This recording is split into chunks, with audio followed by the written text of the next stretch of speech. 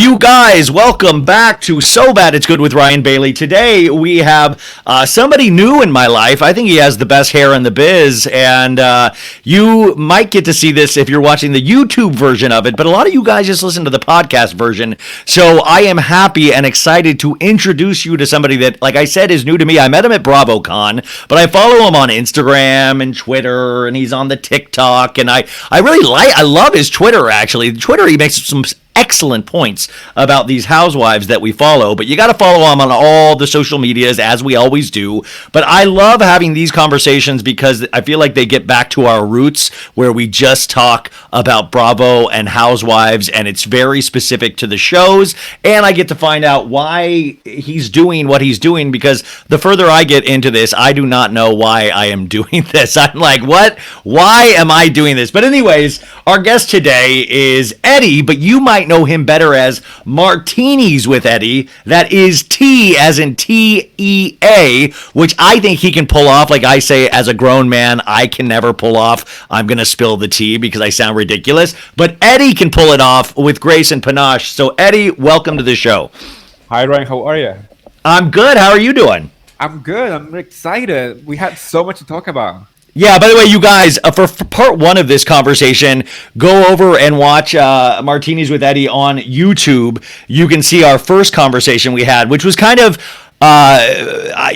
listen, I don't look the best now. I didn't look the best then. I was like traveling to Arizona last minute, so it was but it's always something technologically that I still 3 years into this have not figured out, and it's to this day I feel like Lisa Rinna is probably sabotaging me in some way.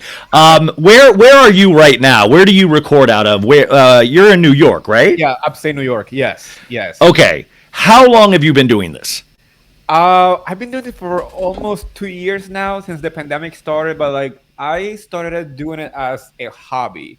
It never meant to go any further than just me being a very opinionated gay. I like to give my opinion. As a gay man, I watch this show just to give my opinion, and suddenly it seems like it clicked with a lot of people, and that's how MarTEAnis with Eddy was born. Okay, so this was a pandemic. I feel like a lot of us started during the pandemic, which I think is probably one of the only good things about the pandemic, is that we were all trapped watching these shows and rewatching these shows. What were you watching during the pandemic in terms of Bravo, and what did you rewatch during the pandemic? Rewatching Beverly Hills. I've been watching Beverly Hills since day one. Like that's my franchise, like my go-to. So I watched it like 3 times. During the pandemic, I think it was. Wait, what did you pick up during each? I mean, was each time different? Like, ooh, I'm noticing I like Lisa Vanderpump more this viewing than I did last viewing. Yes, and also the storylines started to click better as I watched them over and over again. I was like, wait a minute, I missed this detail. Like now I can connect stuff that's happening right now to back them even quicker, because I'm like, wait a minute, I know that this wasn't the issue they were having back in the day. There's something else.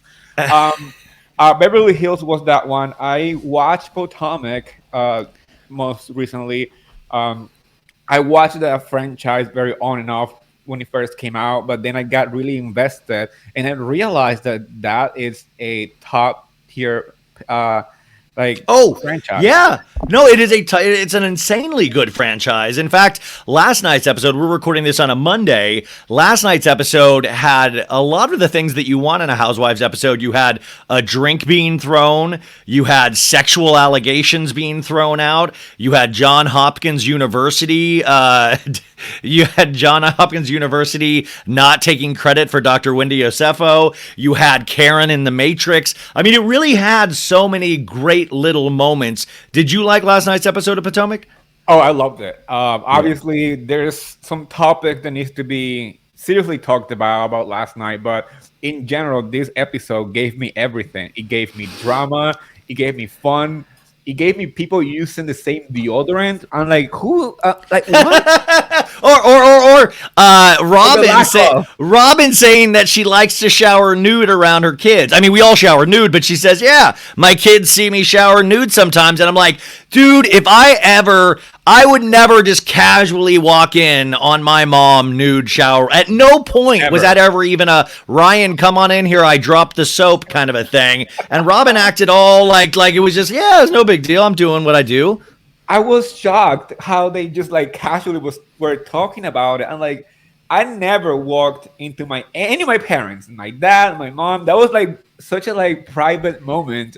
So when they were just casually talking about it, I was wondering, like, did I grow up in a very weird family where nobody wanted to see each other naked, or this is like what's happening Oh, here? oh, so you're thinking that might be the right way to do it, and Yeah. your family's done it the wrong. Okay, that's actually a great way to look at it. I was all like, no, I think my family did it the right way. In fact, I do. The only thing I will say, Bill Bailey, my dad, used to sleep in the nude. I remember that as a very little kid, and then I think at some point my mom must have told him he had to start wearing underwear because we started growing up. Like I do remember that being okay. I've got to take. That is weird now. Now you're I guess I've repressed memories that are coming out right now. I do detect a little bit of an accent. Where are you from originally? Yeah, I was born in Spain. Okay, what part of My Spain were you born? Madrid. My mother is Colombian, so I got the opportunity to like grow up in both countries and like enjoy both cultures. And then we moved here to the States when I was around 13. So I've been most of my life here, basically. But I love my Spanish Madrid. home. Madrid is amazing. I got to spend some time in Madrid right before the pandemic, and it was just truly an experience I'll never forget in my life. It was just the siestas and just the way people walk around the streets and such a I don't know. It's just such a more just seems like so much happier than America sometimes. Just that vibe. I just remember walking around the streets just loving it. And to me, the food is just like Oh, I mean, give me a yeah, break. Oh, I mean, like, that's listen, like the even best. like the gin and tonic, the G and T's, the like. I mean, just the way they presented food and drink, and I'm such a geek for that kind of stuff. What is growing up there? What was your opinion of America, or how did pop culture travel? I always am interested in that of like what stood out in Madrid growing up for you as a boy that you were like, ooh, the Housewives, or ooh, this. Um, well, I have cousins here. They were born here, so I used to come here all the time before we moved here. So pop culture and American culture was like kind of like part of my growing up too. So I always was so invested on like the Hollywood. That was like my dream. My dream was like I want to move to Hollywood, become this like, movie star or some kind of like entertainment person. Then I realized that I like to be more like behind the scenes. So I went to school for filmmaking and photography, um, and that's kind of like what I fell into, like fashion photography and all this stuff when I was living in the city. Um, but then we moved up here, and the pandemic. So all these like outlets of creativity kind of like closed, and this how podcasting and meeting people online became my Yeah. outlet of being creative. It is. I mean, I mean, I listen. I grew up in Kansas, and that was my story. Like, I dreamed of going to Hollywood. Like, that was the dream of seeing TV and movie stars and watching all of these Entertainment Tonights and Access Hollywoods. And then, you get here to Hollywood, and it is funny how life takes you in different paths. And I just never thought this would be the path of. I always loved these shows, but I just never thought. And the audience is probably sick of me saying this by now. I just never thought there was an audience for this kind of stuff of dissecting these women and these shows. But it is funny. And also, you talk about community. There is such a great, sometimes scary community involved with Bravo that we actually both got to experience at BravoCon. That's right. What was your experience at BravoCon? Well, at first overwhelming because I was like, oh my god, there's so many people. Like you said, the community. Like I was not expecting to see that many people there. Like I knew it was going to be bigger than 2019. I didn't go to 2019, so my idea was like I've been to like Comic Con and stuff like that, but this time it felt like it was like a whole different universe.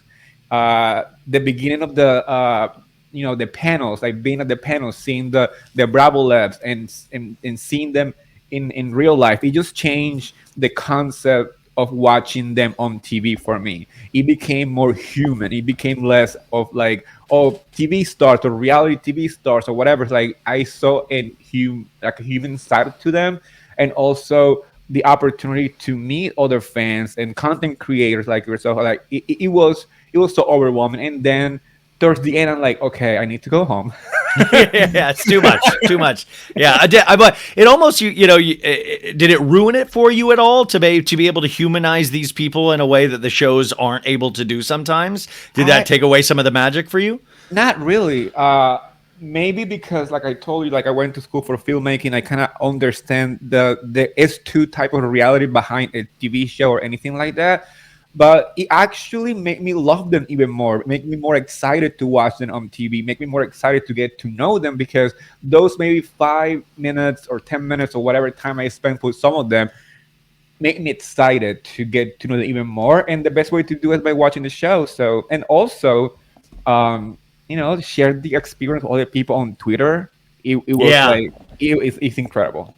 Well, I mean, Twitter, by the way, which I know you're very active on, and I talked about on Monday's show, is that Twitter now is owned by Elon Musk, and it's going through some changes. Where, I mean, as an active Twitter user, what are you noticing online? Because also, for those of you not on Twitter, we always talk about it like, oh, there's Housewives Twitter, or there's Sports Twitter, or there's this Twitter, and it usually just means that like everything I see in my Twitter feed is either political or Housewives oriented. So it's like this weird bipolarity that you're seeing, and it's in real time.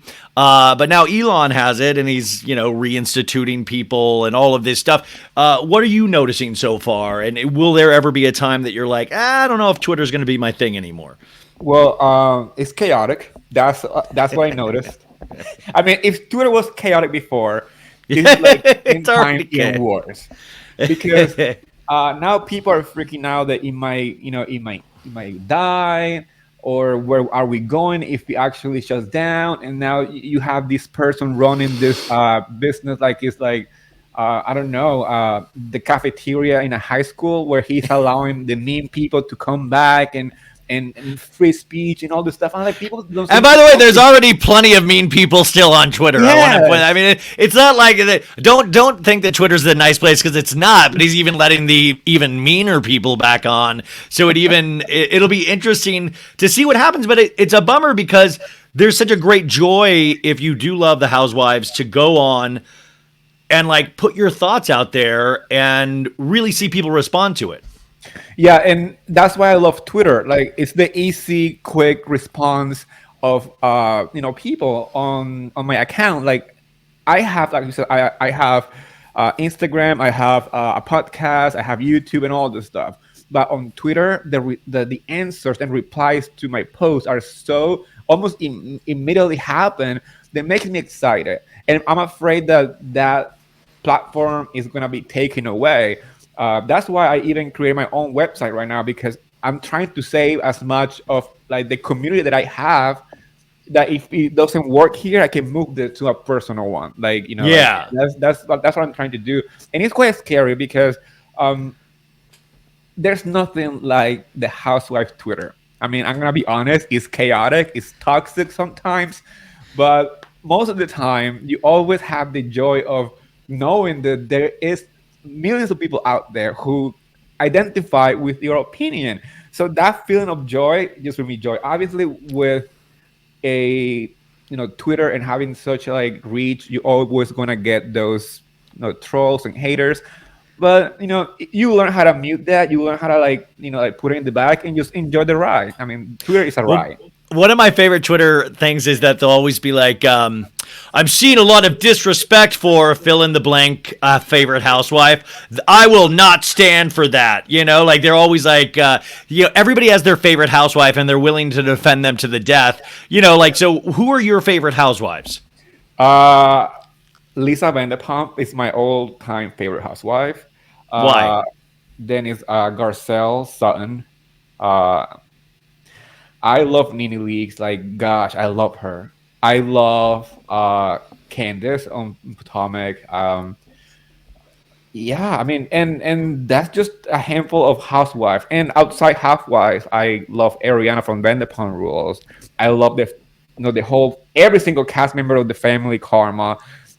Winter House. I love those kids. I mean, it's just such a like amazing community on the Bravo universe. Who do you dislike in the Bravo universe? Oh, it's gonna get spicy. I cannot stand Lisa Rinna. I cannot. And I really honestly, like her. I don't know why you don't like her. I'm I joking. Yeah. cannot. I prefer Erica Jane. That's how much I dislike Lisa right now. Well, I've got weird news for you. I'm sure you paid attention to this. Guess who was at the Elton John concert last night together was I'm Diana Jenkins. Diana Jenkins, Asher, Harry Hamlin, Lisa Rinna, and Erica Jane. I got free tickets. Yeah.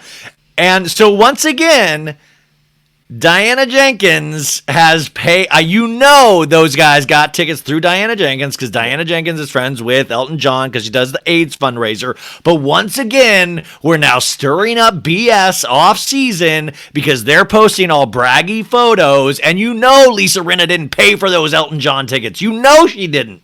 No, she did not. I'm pretty sure that this is Diana's way to hold on to that diamond, that last chance to keep it. Like, I saw Crystal, so maybe Crystal also is trying to do it. I mean, she wasn't with them. She had a special place. I saw her post on her Instagram.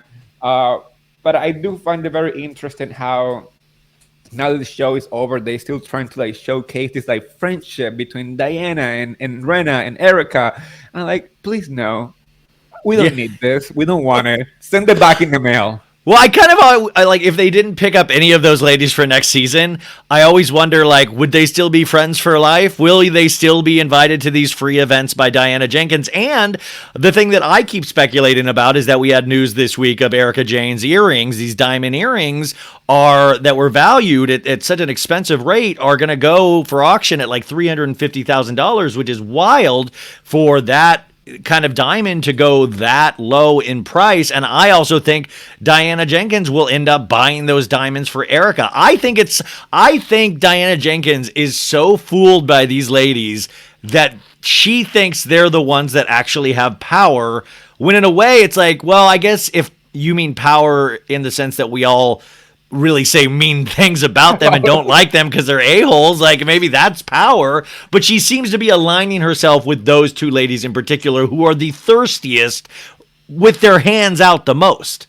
Yes, and I told you on our first conversation that Diana came on the show with a agenda fed by Lisa Rinna, which made me dislike her because um, I would have given Diana a chance to be like a housewife, and that I would like because she has everything to be a good housewife.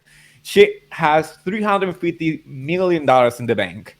She Yeah. has, a good-looking husband and a beautiful home, and some weird, quirky way of seeing life, like not knowing what an outlet is, and like she's allergic to dust and send the people to the hotels. Like she has all this stuff that make her a potential good housewife, but she didn't have that chance to shine because she's so invested in this argument with Sutton and anything that Lisa Rinna wanted to fit her to go against, that she became just like a background noise, like a special guest, not like an actual housewife.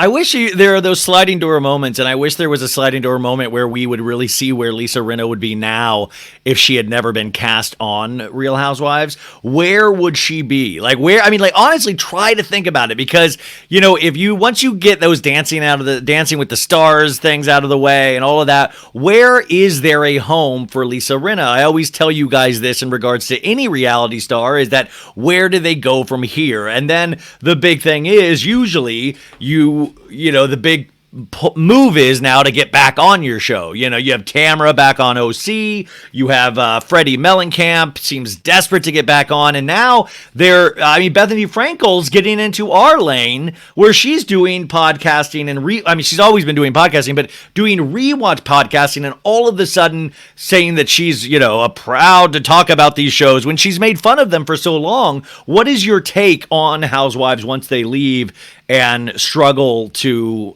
find work? Well, I always find it interesting whenever they try to get back on the show, but in a very thirsty way, where that every other door out there is closing in their faces, and they are like looking back into their housewife times and wanted to come back. I'm looking at Teddy, perhaps. Like, no. I can see why Tamara. I honestly, you guys, I can see why Tamara got back on. I can see it. But Freddie, I just feel like there's no offense. Honestly, no offense. I'm not trying to I just don't. And this is the part of Housewives Twitter that you guys don't know about. There will be people that'll be like, she's keeping you talking about her. That's how. And it's yeah, because this is so bizarre. Because it's we're arguing about air. It just is there. It's it's just there. There's nothing.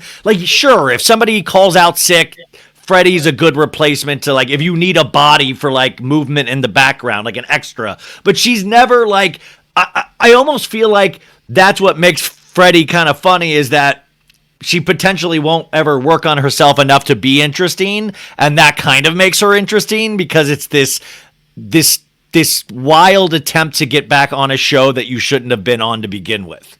Yeah, I'm so sorry. That's harsh, but she should listen to her All In, whatever, what's it called, accountability stuff, and be accountable that she's boring. Yeah, wait. In Freddie's All In program, does it? I'm sure it has to have some sort of be realistic, be realistic about yourself and your body and all of that. I feel like Freddie's completely unrealistic about where she stands in the Housewives pantheon, and that's why it shocks me. I think Carlos King, who produced some of these shows, said that he thought Freddie was a good housewife, and I'm like, I love that we can all have so differing opinions, but there are certain things that I feel like we should all agree on. And the Freddie one to me is just an easy one of why can't we all agree on that at least? And this should be an universal, opinion, just because even the time that she was on the show, nobody truly liked her. And suddenly it's very interesting the timing. Now that everybody's trying to go the 4 Fox 5 and all those stuff. Yeah. I'm please, no. I'm tired of the traveling pen sisters. I'm done with them. I need somebody new. I don't want Freddie. Well, yeah, also induct somebody else. I think the Fox Force 5 should have induction ceremonies, and they should kick people out. It should be like Menudo, where people outgrow the Fox Force 5. They shouldn't keep the same lineup, the Fox Force 5. Right. If you're not on the show, you should get your Fox Force 5 membership card revoked, Yes. I mean, when it comes to Freddie, I feel like she's trying way too hard all the time. She is going after fans way too often. Girl, you have a family. You have a business. What are you doing on Twitter fighting with people? And I swear to God, she's one of the ones, and we're just using her as an example, but she's one of the ones that said, well, when I'm on off Housewives, you won't see me trying to get back on there. And that's all we've seen. None of these, and this is why it makes me so, I'm always a glass half empty kind of guy anyways, but it makes me sad because if I was Bethany Frankel or Freddie Mellencamp, I would be okay, obviously I've done well in life to a certain degree, probably not as much Freddie, but Bethany's a certified millionaire. And you're telling me she wants to still grab this air and this attention and this oxygen? She can't let that go? That shocks me, and it makes me not want to be a millionaire because obviously they're just as miserable as we are still. And I hate that for Bethany because I actually like her during the show and how far she had come after her life in Housewife. It's just her latest one attention over this. Bethany, You made millions out of I mean, Housewives. like truly, like this is no joke. She got the golden parachute. She did something that nobody else was able to do, and we watched her, and we were so proud of her. And she even helps. Like her charity work is so amazing, and yet she's still so tacky.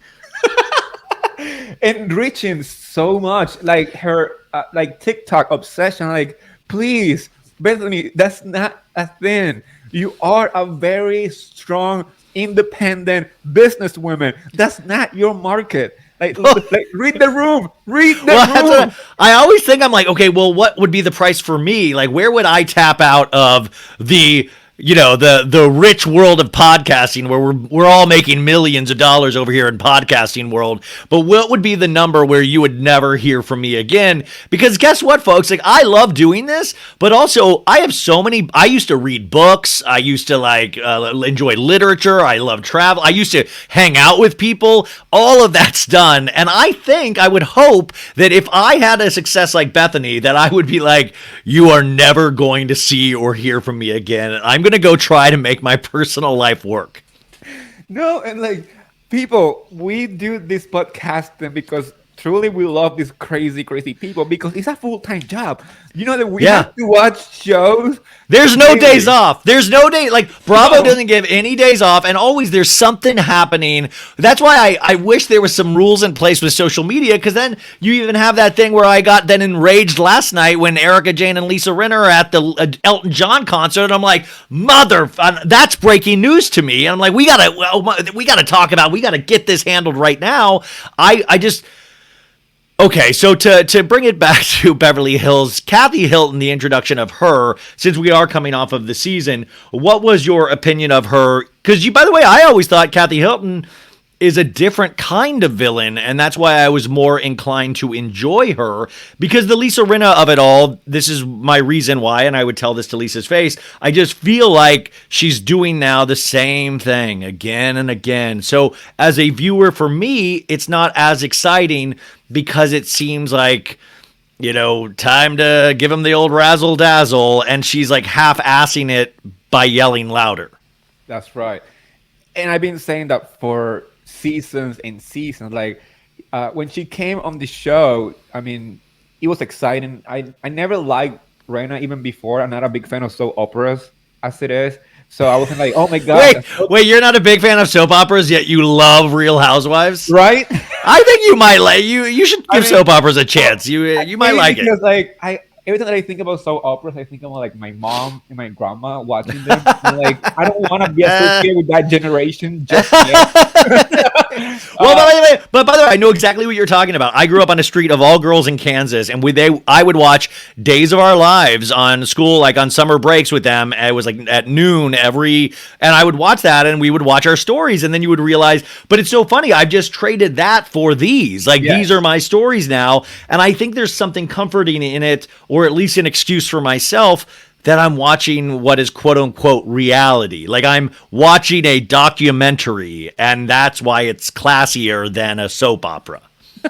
Because it's real. Yeah, this is Quote, real. real. Yeah. But yeah, like when she came on the show, she she got people excited, and I was interested. But then the following season, I started to see the same pattern of not having your own storyline, but just writing to tell somebody else's drama and using somebody else's struggles as like weaponizing alcoholism and stuff like that. So like, I don't like. Yeah, you did rewatches, and people really don't realize, like, she said really harmful things about Kim Richards, of course, but also she's the one that said the Yolanda and the Munchausen. the Munchausens, which, by the way, Lisa Rinna, God bless her social media, did a post of her in a dress going, the one thing I regret is Yolanda. That was wrong. But that's the only thing I regret. I'm like, who are you talking to? Like, what are you doing? That pose was so insincere. She's like, it's a pose of herself with this like skanky dress, looking down. And her hands look like her hands are doing blackface. Like, they're a completely different shade than her face. Like, it's like the bizarrest thing ever. And it doesn't make any sense. And somebody pointed out to me, and I agree with that. It's interesting how she's trying to apologize to Yolanda when she's trying to make her daughters these like big, supermodels, because that the Hadiths are actual supermodels. Like those girls walk They're the still considered Bella Hadid, and I mean the and Hadid Gigi. sisters are. I mean, one's dating Leonardo DiCaprio now, for God's sakes. Those are supermodels. Yeah. I mean, Amelia Bedelia could barely hang on to Scott Disick, and that's why I always say it's like, the B level of that. Because Yolanda never, and Yolanda has her issues, you guys. I'm not saying she's perfect, but she never came off needy. Yeah. She never came on, and Rinna reeks of neediness and desperation. And you guys that like her, you're like, well, she's creating drama. And I'm like, you know that there's enough drama to be created by just our own natural lives? Like in Salt Lake, are you watching Salt Lake this I season? am. Yes. Now they have Heather Gay's choir, which is very housewives to me. But also at the same time, I always want to say, you guys know, like, you could just put a camera on them in front of like a couple couches and I would watch this. You don't need to do choir. Like I appreciate the choir auditions. It makes me laugh, but you don't even need to go that far. These ladies are kind of magical in the sense that they can talk at these dinner scenes like we saw in Potomac last night, and they can just start natural drama. Yes. And let's be honest, that choir audition was so low budget. It was It's not a choir if there's 8 people. it's barely a boy band.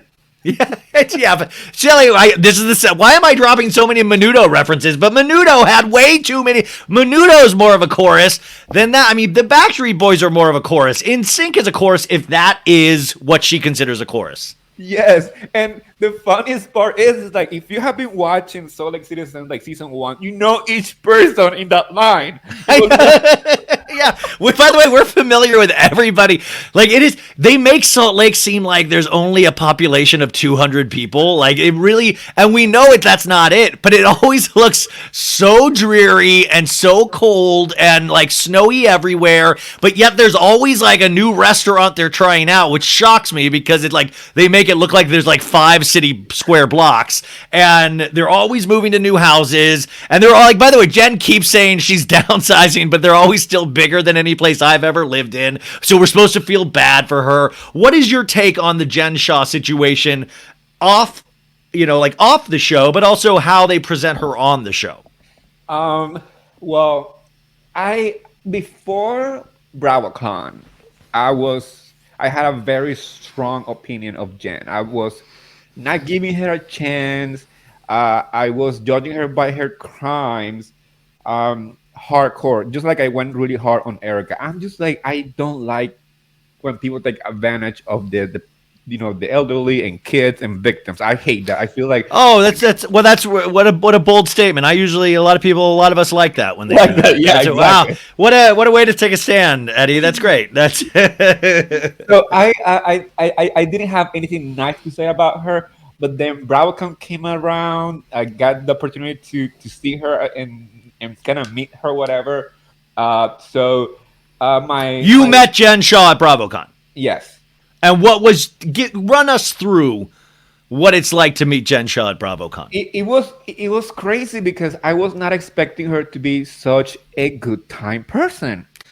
Oh, really? Because I feel like I would only expect that because that's why everybody is so willing to like go down in flames with her. Yeah, but like maybe because I watched her on the show being quite aggressive to like not like aggressive like mean like meaning like she had a strong personality. Yeah. And she I was afraid that I was gonna meet her and be like, okay, I can't talk to her because she had this air of like, okay, I'm strong, my presence is here, whatever. So when I met her, she was the opposite. She was very welcoming, very engaging, and that's when I realized I was like, maybe, just maybe, she is a good person. Maybe. I don't know. So I Okay, thought wait. Let me stop you right there. Did you give her your social security number at any absolutely point? not. Did you give her any Absolutely kind of not. financial information? Did you give her? Eddie, see, this is how, by the way, this is how people get scammed. We're watching this in real time, listening to Eddie with this in real time. I'm going, she was so fun. You know what? She might have just be a great person who made Well, one simple mistake. When this is after years and years and years. You guys, this is what scam artists do. You think scam artists all are like bad people? No, they're the best people you've ever met in your life, and you want to have their light shine on you. This is why I feel like Heather Gay is going down with this ship. This is why Meredith and Lisa Barlow, they're the main storyline this season instead of Jen Shaw. which is crazy. I mean, we have somebody who, I mean, said, yes, I did these crimes. Jen Shah, at the end of the season, she is going to, say, yeah, I'm not innocent. I did this.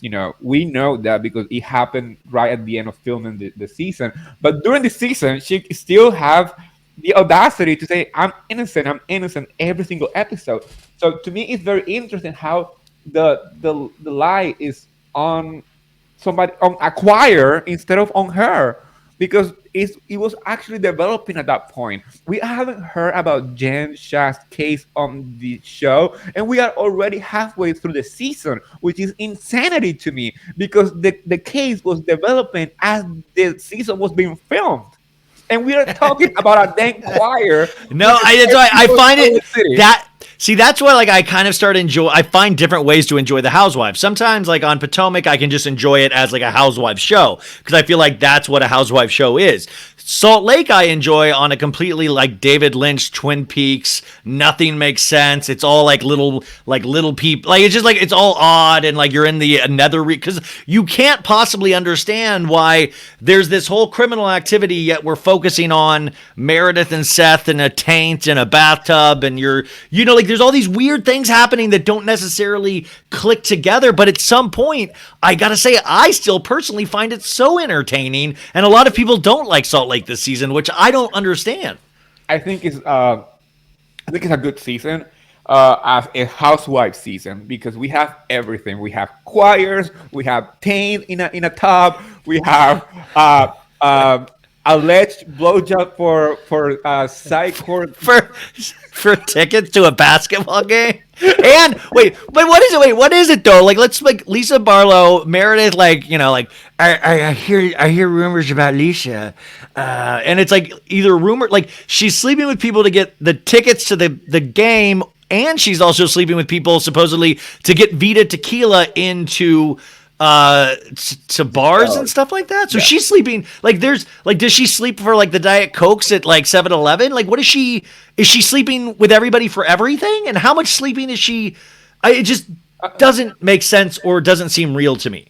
Yeah, there is a lot of sleeping on Salt Lake City. I want to know how these people have a life. They're sleeping with everybody. Yeah, I mean, and also the cameras aren't going to pick up on like Lisa. Lisa can't be here again tonight. She says she's out of town, and like you catch. It's like Erica Jane when she's like, "I'm getting so much dick. I'm getting dick, honey," and then we never see it at all. Like there's not even a hint of dick from Erica Jane ever. Even last night at the concert, we didn't see her with a dude. It was like she was the fifth wheel in that couple sandwich of Harry and Lisa and Asher and Diana. and I wouldn't be surprised that she's gonna say, "Oh, I got so much dick at the concert." Yeah. Always- Yeah, I fucked Elton John. Yeah, I got Elton John's dick. He's gay, Erica. Not last night. He got Erica Jane. Yeah.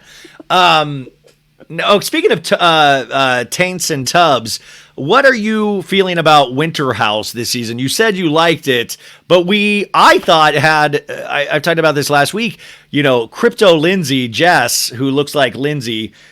We had a breakthrough. I thought she broke a glass ceiling for women when she got to bring up squirting on the show. But it turns out that wasn't the first time. There was also Aviva's dad had brought up squirting on Real Housewives of New York years earlier. So I thought that was like a first time on Bravo, but it wasn't a first. It was a second.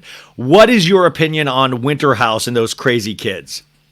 I love these kids. Maybe because I had like that type of like fraternity vibe growing up with my cousins and stuff. So the whole beer pong, cake stand, Yeah, all the stuff, I'm into it. I love it, it's and fun to watch. it's fun to It's watch. easy. It's easy. It's easy to watch. And I don't get the hangover. At least I'm living through their craziness now.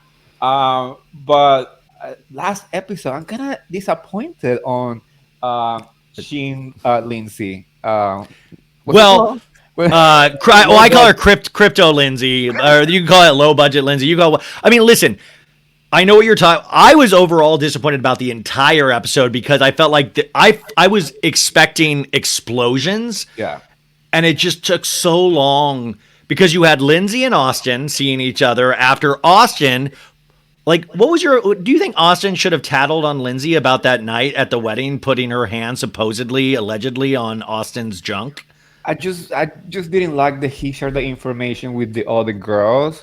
If it feels very gossipy, I'm like, Well, it dude, feels gossipy for somebody that like literally was trying to fuck half the summer house the like last season. Like all of a yeah, sudden he's like, I felt violated. Oh, and we've seen him literally make moves of like, I want to like I've seen him. Remember that episode of Summer House when him and Lindsay went and grabbed dinner before the rest and they were drunk and he's like, I don't know, I want to sleep in your room tonight. Yeah. He was like being aggressive towards Lindsay when he knew full well that Sierra also liked him too. And now all of a sudden he's coming in going, that night she put her hand on my private parts and it made me feel weird. Like I just don't buy yeah, it yeah. from Austin. Yeah, I honestly, I was watching and I was like, wait a minute, dude, like you shouldn't be sharing this information with anyone because you just said that you didn't want to talk about it. Now suddenly you're talking about it on national TV with a group of people instead of going to the person that is coming into the house. Like she's Yeah, I mean, if by the way, do that scene. I mean and it's such a reality show thing. Like, I guess I'm glad that because it creates drama, but we didn't get to see the after effects of it because we didn't get to see yet the conversation between Lindsay and Austin, which I pray this is actually what I use my prayers for. I pray that we get to see it this week on Winter House because if not, also, and now you have Carl thrown into the mix because they're engaged to be married, and it just feels like, yo, like this is like real stuff now. Like this is not. Like that's an engagement that you really could throw some doubt into Carl's head. I just don't buy it. It's like Lisa Rinna with the reliable narrator thing. I don't think she's a reliable narrator, nor do I think Austin's a reliable narrator because I've seen how he acts when he's drunk around girls. I just don't buy that he was like, no, Lindsay, stop. No, it's my pee-pee. Stop. No, That's right. And also, I was enjoying Amanda trying to connect the dates the whole entire episode. By the way, she got me so like ever since the pandemic, I don't even know what date it is anyways. So she got me confused because I was like, they got married in September and then in October they announced and I was trying to be like, wait, what is that? What does that mean? Like, what is she trying to let us know?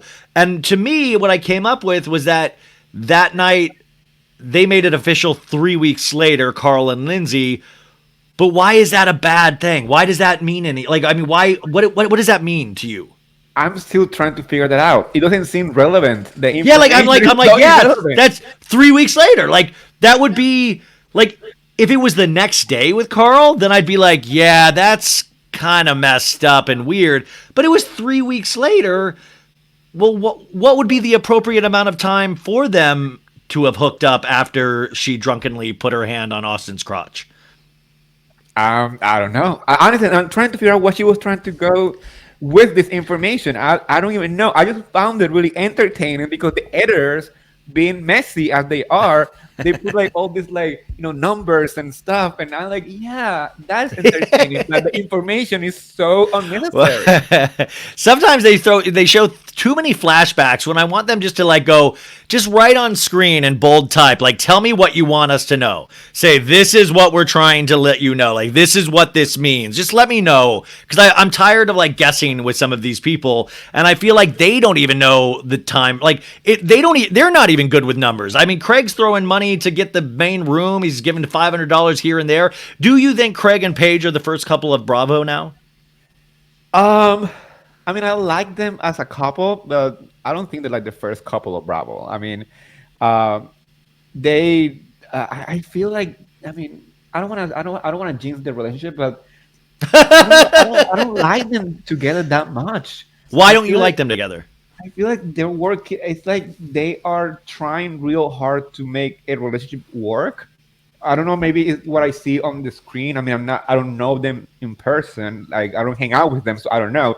But what I see on the show is like it's two different type of personalities trying to make a relationship work way too hard. It doesn't feel like it's organic. But like, Yeah. who knows? Maybe outside the show, it is organic, and that's why it's working. It's like the opposite with Kyle and Amanda. I love them together because it makes sense when you see them talking on the show, when you see them interacting, the way that they interact, that makes sense. Maybe to me because I've been married for 4 years, that's how it is. Like we joke about things, we Yeah, get I thought that annoyed. that bathroom moment about like you take longer in the bathroom pooping than I do, that was a very real relationship moment to Yeah, me. yeah, and when it comes down to Paige and Craig, I'm like he seems to be the type of guy who wants the girl just to like kind of ignore that he is a fuckboy, perhaps. Craig is like a fuckboy that's like has girlish tastes. Yes. And but by the way, like cuz I was like what like I was like trying to make the comparison of Craig and Jax, but I don't think Craig cheats. I think Craig but there's something the ego there is there's an ego issue with Craig that I think has always been there. I don't think he's just started this ego trip now. I just think he's saying it out loud what he's always thought about himself inside. He's now just like, ha ha, I have money and pillows to back it up now, so you can't say that I'm wrong, you know? Yes, and it's backfiring to him because this season he is the most annoying cast member in that trip. He became like the drunken one, the one that is always causing issues. Like, like I was shocked that Kyle is not the drunken one this time around. Kyle seems like a teetotaler. He seems like he's on like Kyle seems classy by compare. I mean, Craig threatened to throw Luke out of a window, and I mean that's really truly. I mean, I was like, but at the same time, people can some. I love everybody how we love different shows. Like that's why I love Winter House because it's like, damn, they're in this kind of shithole place in Stowe, Vermont, and they have all a little bit of money now, and they all like want to like keep impressing each other with their like physical agility with sports. They're binge drinking. We got this new guy Corey who wears a pearl necklace and tries to hit on like he tries to use the game against girls of like negging girls, and it's working. And he has an 11-inch dick, which is just like good for you, bud. But like it's just insane to me. But it's to me one of the most watchable shows on Bravo. I agree. It gives me old school reality TV show, like NTV type of TV show, like back in the day, like Real World and stuff like that. Those shows Yes, were yes, amazing. that's it exactly. It has real world vibes. It has real world vibes when Red Bull and vodka were introduced. Like not the real. It was like Real World, like past season 6 of Real World. Like because the first couple seasons of Real World, they really were like into issues and talking about race and talking about sexuality. And then it got eventually to just like we're just gonna go out and drink Red Bull vodkas and fuck in the hot tub. Like that's what Winter House is, and I That miss was it. like I remember Las Vegas was the one that opened that gate. I remember clearly NTV Real World Las Vegas was insanity because it was nonstop partying and people were just acting like crazy. So that's what it remind me of, and that's why I like it because not every single reality TV show needs to have like this like teachable moment or anything like that. It's just people getting drunk and just being messy, and I enjoy that. Yeah, I And mean, and that's it's why, it's oh, what's that? no, I was gonna say, and that's why I got invested and I enjoy like seeing them hanging out at BravoCon because it is real, just you know, mid 30s and stuff, just having a good time. Like it's like that's what I like. I mean, I watch The Housewife, but I can't relate that much to The Housewife because these are women in like late 40s, 50s. It's a whole different generation. But like in the 30s, having a good time, like going out. And I'm married. I don't go out every single night anymore. But like that one night that I go out, I like to have a good time. So I see that in these people, and that's why I relate to them. Yeah, no, I mean, I totally agree with that. But I also think it's like it's a breath of fresh air after a very intense season of Beverly Hills, and it's going to be interesting. Where do you predict Bravo going in the future, or where would you want them to go in the future? When it comes to Bravo, I hope they do a better job with the especially the diversity part of their other shows, because I always feel like um, they don't do a great job at making sure the minority cast members are, you know, somehow either protected or introduced in a way that doesn't read as microaggressions and stuff like Are that. So you ta- are you because when I hear you say that, I immediately think of Southern Charm and Vanita. yes, and like even Garcelle in Beverly Hills, like when Garcelle was introduced, she was the The first. first season, yeah. Yeah, he was the first black cast member of Beverly Hills, so it felt like they just threw her in the mix. And a lot of the issues that they had was the fact that as viewers, especially people of color, the black community, noticed how white ladies were acting towards Garcelle. So I mean, Bravo needs to maybe learn how to like do that process of not just tossing just one person in the mix, you know, in a Well, Garcelle, fortunately, she was able to like rise to the the top. Like top. Yeah. Garcelle, after 3 seasons, is like to me top tier housewife. Like Yes. I mean, like she's handled it beautifully. But then I felt like Vanita on this season of Southern Charm got like stomped, and I feel like it really. I could be just thinking this. I felt like it really rocked her confidence, whatever happened on that show. It felt like a lot of them just kind of abused her because they felt she was weak in so many. And I'm not even talking about being a minority, but they just treated her like shit. Where I was like, is it worth it to have a minority cast member if this is how they're treated? Is it worth it? And is it worth it? Because we're all learning in our lives, in real lives right now. This is a microcosm of what's going on in the world. Is that we are needing to be more integrated. We are needing to love each other more. And can Bravo handle these big issues without making it look completely idiotic? That's right. And um, like for example, like I enjoy the reunions. I love the reunion. They're messy, and Andy is just one of us. He is a messy fan. I mean, he's the producer, obviously, but he acts like a messy fan when he's doing this reunion, which I truly enjoy. But there is some times, and there's been some situations that he needed somebody there that will ask the right questions and drive the conversation, especially when it comes to race and in the housewife universe, especially to do it. Once again, talking about Garcelle and stuff like that. But outside this, I also hope that Bravo starts to do more of like some gay shows. I mean, Bravo used to be the gay entertainment network. Well, Southern Hospitality, by the way, which is Leva's restaurant on Southern Charm, is starting at the end of November, and I believe they have a couple of gay storylines in there. If I'm not mistaken, I could be mistaken on that. Yes, if I'm not wrong, there's like I guess it's like two cast members that are either dating or something like that. I saw the trailer, so I do think that there's going to be a storyline. But And yeah, Family Karma has that as well, I correct? love this show. Oh God, that show is truly the boost of serotonin that I need every Sunday before starting my week. It's it's such a perfect reality TV show because their dynamics are organic and are real. Like these people know each other since they're kids. This is not just people they cast and they toss into a TV show. These are people who grew up together in the same community.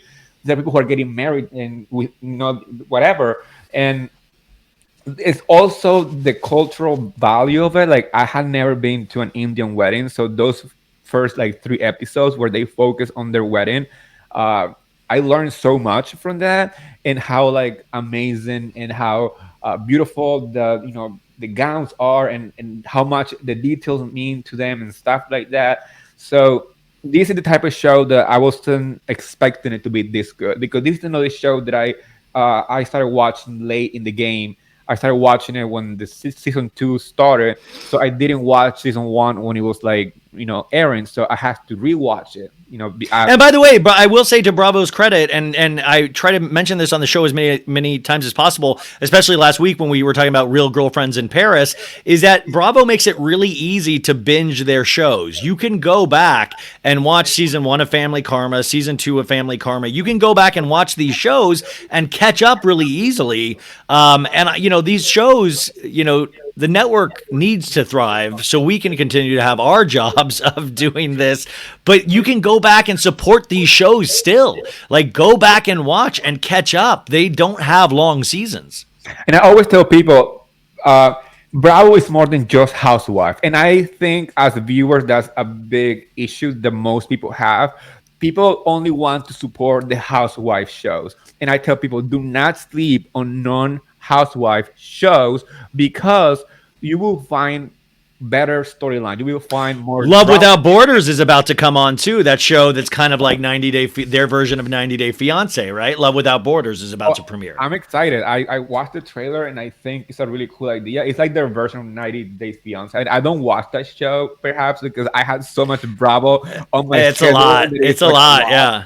So I'm kind of looking forward to this show. Like Girlfriend in Paris. I watched the show.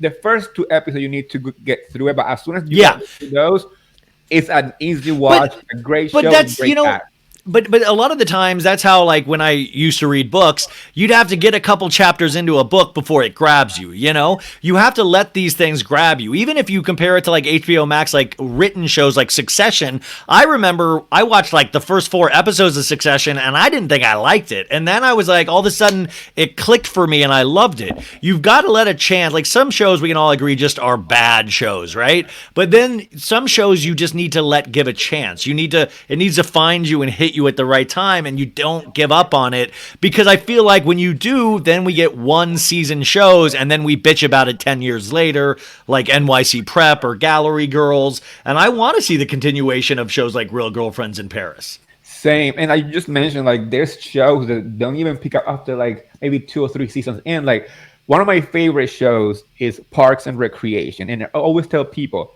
the first season is lackluster because they didn't know what to do with that show at the beginning. They didn't know the route they were going to take it. They were just basically doing The Office Part 2.0. Yeah, just looking at the camera, doing reaction shots, yeah.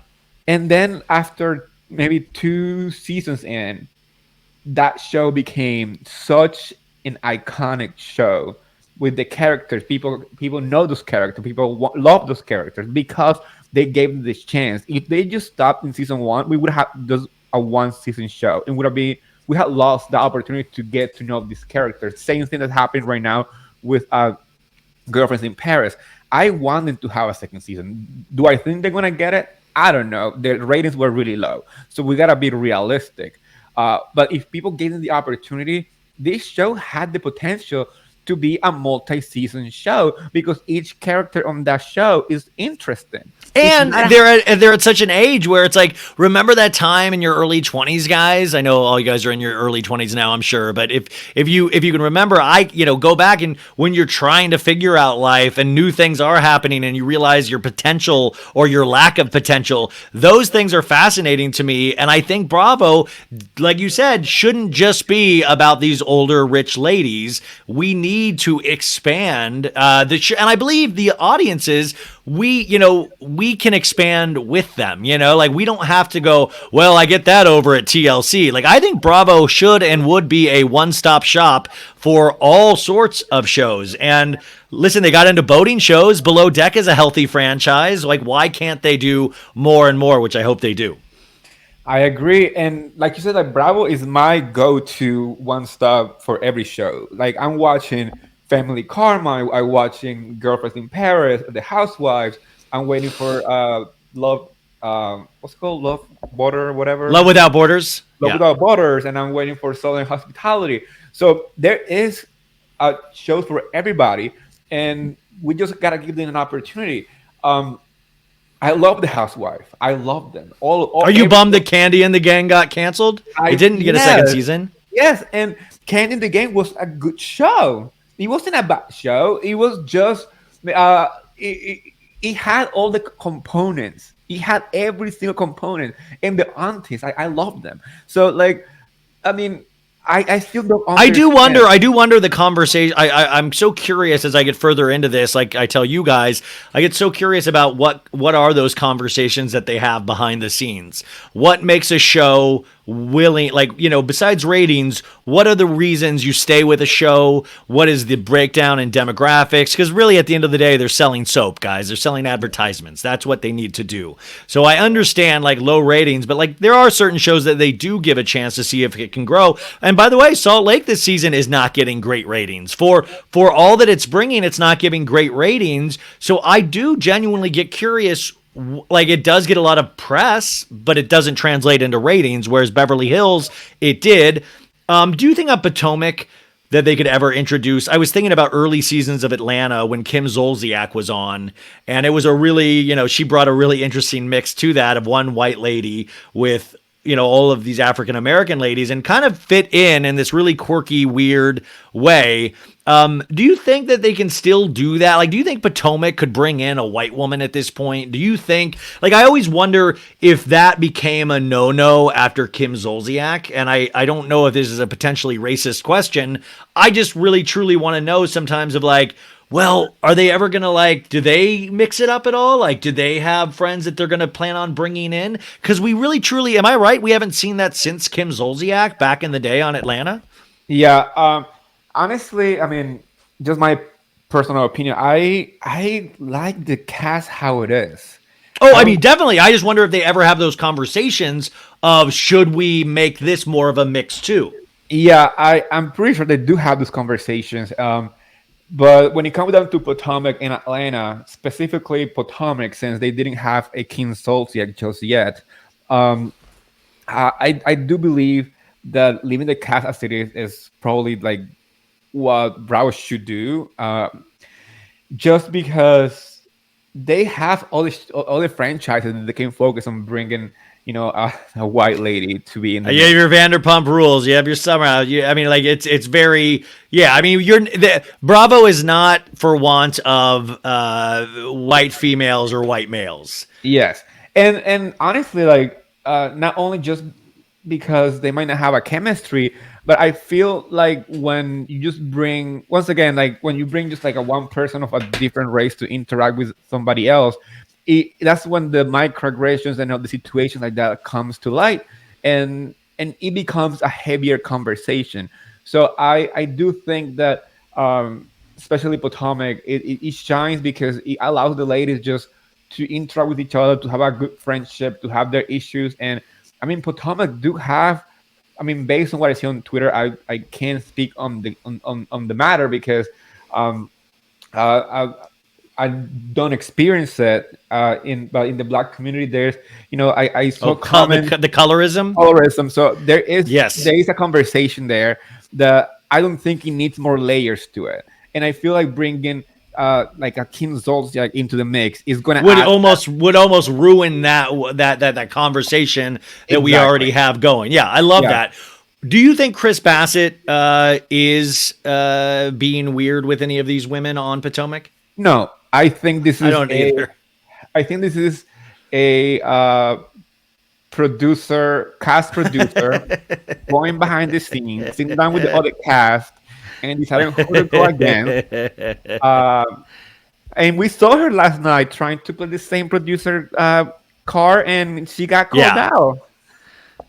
You What do know you? what I'm talking about? Yeah. What do you think of? Um, Also, the what do you think of Mia? Um, Mia, I had never been a fan, but when it comes to Potomac, I'm not like a big fan of like a person. I love the cast equally because they all clock in and get their check how and they work really hard for their check.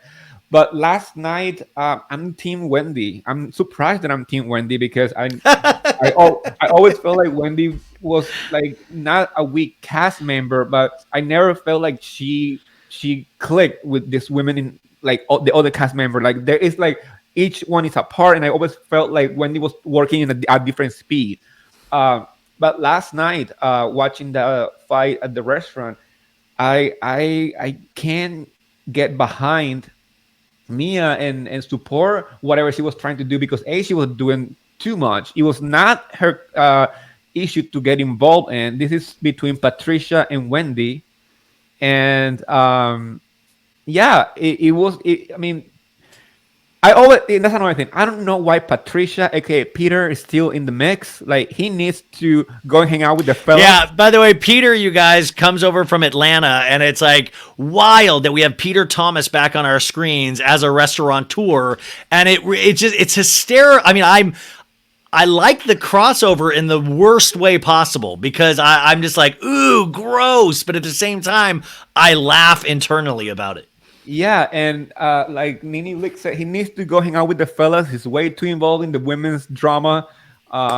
Patricia talking to Mia and all the stuff. I'm like, why?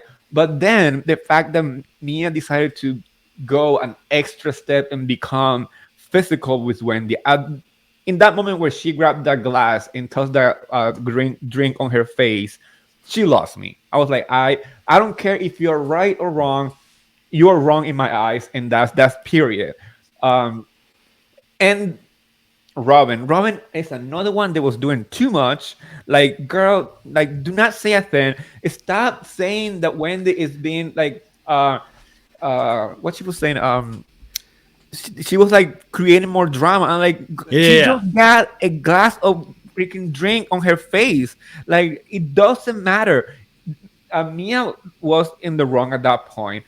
And then the fact that Giselle, being the producer that she's trying to be, is trying to um, make an apology or an excuse for Mia's behavior when we saw her condemning violence in previous episodes and previous seasons. When the whole Monique versus Candace, like she was like, "Oh, I don't like violence and all this stuff," but now in this episode, she's saying, "Oh, she was in the right for doing what she did." I'm like, you cannot be this type of hypocrite person. If you don't like violence or you don't want physical altercations to happen in a group setting, you have to have that ground and not just change it because it is convenient to you. I'm kind of happy that Wendy read them by saying that she is like the first like black woman in that university being a professor. That is an accomplishment. And I always feel like this lady not trying to play Wendy as like she hasn't accomplished much in life, you know. Yeah, yeah, So yeah. so I But like that. it is funny. Whitney reminds me of Bethany in certain ways of like, dude, you have accomplished this much, yet you're still trying to like open your candle line and like you don't need to do like you are a professor. You are one of the smartest women on this show. You don't need to fall into these other like Robin needs embellished hats. Like they need the podcast. Wendy, you are a studied woman that actually teaches people. Like that's what I find fascinating and sometimes, about the housewives and their egos. It's like, wow, you can't just be proud of the actual accomplishments you've worked for in life. It just shocks me, but at the same time, it's so immensely enjoyable to watch because you're like, wow, that's wild.